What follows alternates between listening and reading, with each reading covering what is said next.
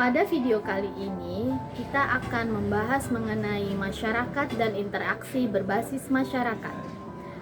Apakah itu masyarakat?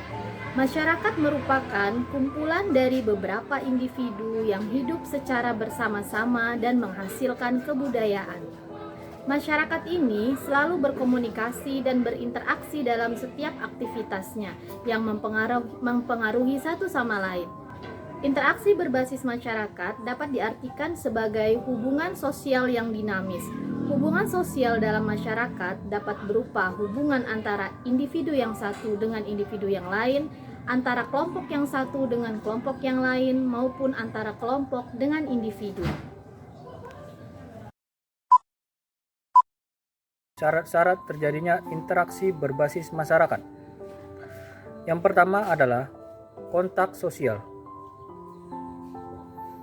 Terjadi sentuhan yang terjadi antara orang per orang, antara seseorang dengan suatu kelompok manusia, ataupun antara suatu kelompok manusia dengan kelompok manusia. Pada kontak sosial ini memiliki beberapa sifat, yaitu kontak positif dan kontak negatif. Kontak sosial positif adalah kontak sosial yang mengarah pada suatu kerjasama, sedangkan kontak sosial negatif mengarah kepada suatu pertentangan atau bahkan sama sekali tidak menghasilkan kontak sosial. Kemudian yang kedua yaitu komunikasi. Komunikasi, dengan adanya komunikasi, sikap dan perasaan kelompok dapat diketahui efek kelompok lain atau orang lain. Hal ini kemudian merupakan bahan untuk menentukan reaksi apa yang akan dilakukannya.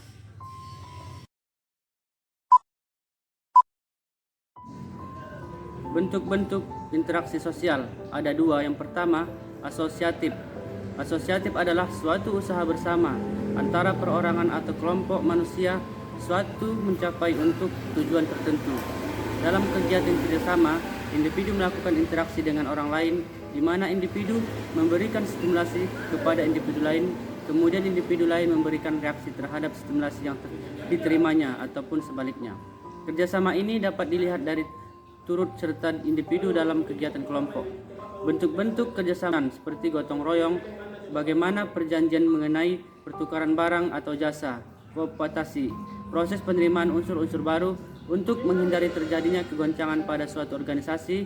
Yang ketiga, koalisi, kombinasi dua orang atau lebih yang memiliki tujuan yang sama. Yang keempat, joint venture, yaitu kerjasama dalam pengusahaan proyek tertentu. Yang kedua adalah akomodasi. Akomodasi adalah suatu keadaan hubungan antara individu maupun kelompok yang menunjukkan keseimbangan dalam berinteraksi yang berhubungan dengan nilai dan norma-norma sosial yang berlaku dalam masyarakat. Proses akomodasi ini dilakukan untuk mengurangi pertentangan sehingga terciptalah suatu kerjasama yang baik dalam suatu kelompok. Adapun contoh-contohnya yaitu kekalahan salah satu tim dalam pertandingan sepak bola antara desa membuat kedua desa ini terjadi perselisih pahaman, kemudian kedua tim akan dilakukan perdamaian dan hubungan kedua desa tersebut menjadi lebih baik.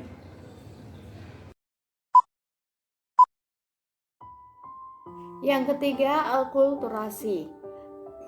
Alkulturasi ini merupakan suatu proses yang muncul dalam kelompok masyarakat dengan latar budaya tertentu yang berhadapan dengan budaya asing. Nah, contohnya di sini adalah kesenian gambang kromong yang merupakan pencampuran budaya Indonesia dengan budaya Tiongkok dalam suatu pertunjukan musik. Lalu yang keempat di sini ada asimilasi. Nah, asimilasi ini adalah penyatuan atau peleburan dua budaya yang berbeda yang dapat membuat hilangnya ciri khusus dari budaya asli sehingga membentuk budaya yang baru. Contohnya di sini adalah seni kaligrafi.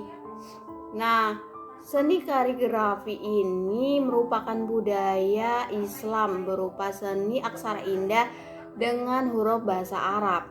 Kesenian ini kemudian dipadukan dengan budaya Jawa sehingga menghasilkan seni kaligrafi Jawa yang unik.